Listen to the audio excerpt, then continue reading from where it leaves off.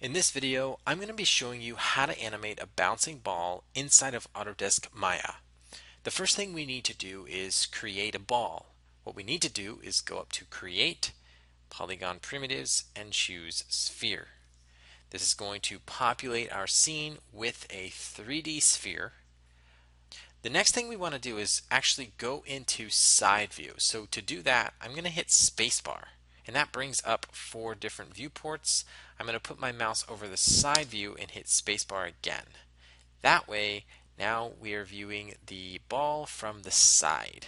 So I'm going to hit W, and I'm just going to translate this up onto our pretended floor. If we go back into perspective, you can see now that our ball is no longer intersecting the grid, but is now sitting on top of the grid, as though the grid was a floor. So I'm going to go back into side view, and the way I'm switching in and out is just by tapping on spacebar. And now I'm going to actually change the pivot point. So to do that, go ahead and hit Insert, and just bring this pivot point to the bottom of our ball. I'm going to hit E for rotate, and now you can see that our ball is going to rotate from the bottom, and if I stretch this, you'll see that it stretches from the bottom as well. So let's go ahead and get started actually animating this ball. So the first thing I'm going to do is I'm going to move this all the way to the top of our bounce. So I'm going to zoom out a little bit, maybe right there. Okay, and I'm going to hit S. So on frame 1, you'll see a little red line now, and that's indicating that there is a keyframe that has been set on frame 1. So I'm going to go to frame 10 and hit S again to set another key, and this time I'm going to bring it back down to the floor. Now what I'm going to do is I'm going to go over to frame 1, and I'm going to middle click and drag to frame 20. Then I'm going to hit S, and what that does is that copies the position or the keyframe from frame 1 to frame 20. So these two keys are identical. And because we're making a bouncing ball cycle, you want the first and the last keyframe to be identical. So now let's go ahead and shorten our time frame to 20 frames, since this is the length of our animation, and let's hit play. Now, I don't know about you, but that doesn't look like a bouncing ball. That looks like a floating ball, and we do not want a floating ball. So let's select our ball, go up to Windows, Animation Editors, Graph Editor, and this is going to open up a whole new world for you guys. So I'm going to pull that out again. There we go. Alright, so I'm going to, you should see something like this. And what we're really concerned with is this Translate Y.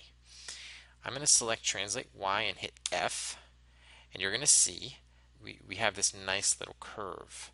Now, this curve pretty much represents the up and the down of our ball. So if we scrub through each frame, you'll see the curve represents the up and the down movement of our ball. Pretty simple, but let's change the shape of this curve to get a nicer look to our ball. So what I'm going to do is I'm going to select this key, and I'm going to just flatten it out like that. I'm going to select this key, do the same thing.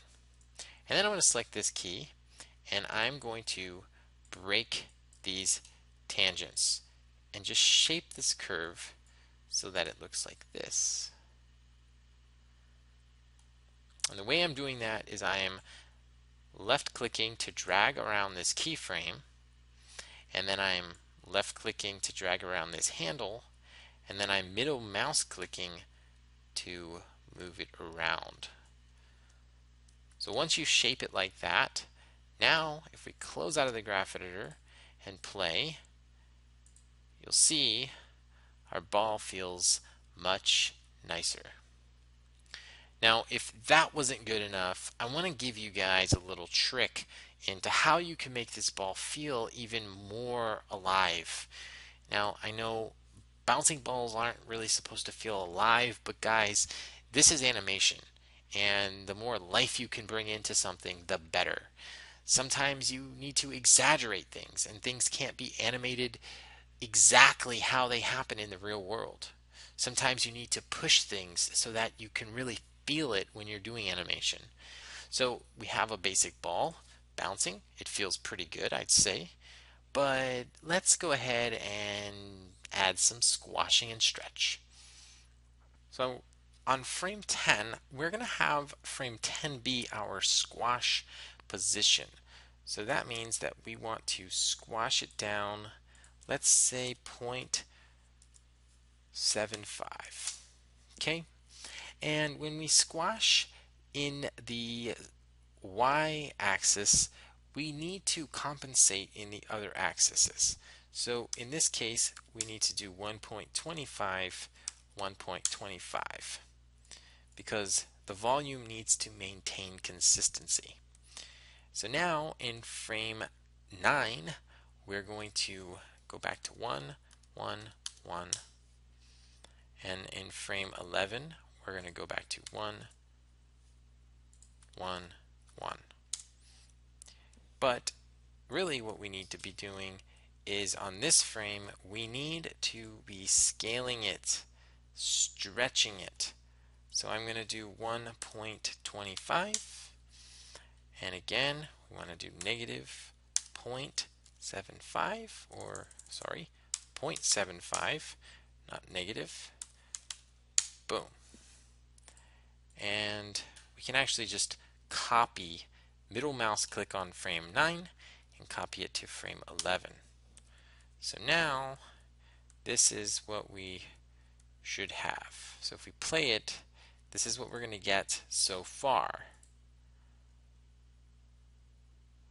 Now, that doesn't feel very good, to be honest with you. So what we need to do is adjust the timing and the spacing of this ball. So this ball needs to come closer here.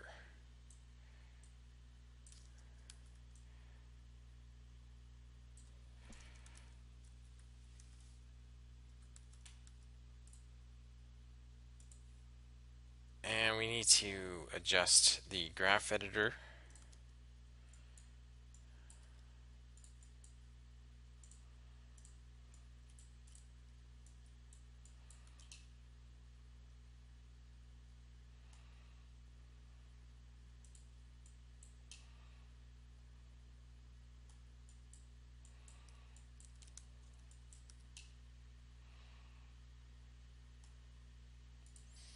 So now if we play this, you can see that it's almost starting to feel good.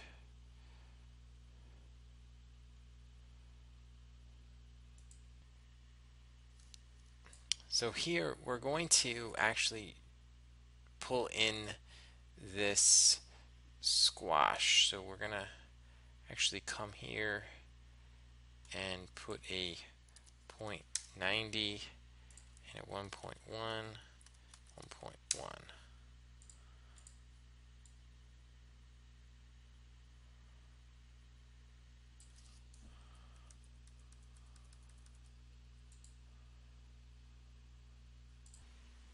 And that is how you animate a bouncing ball.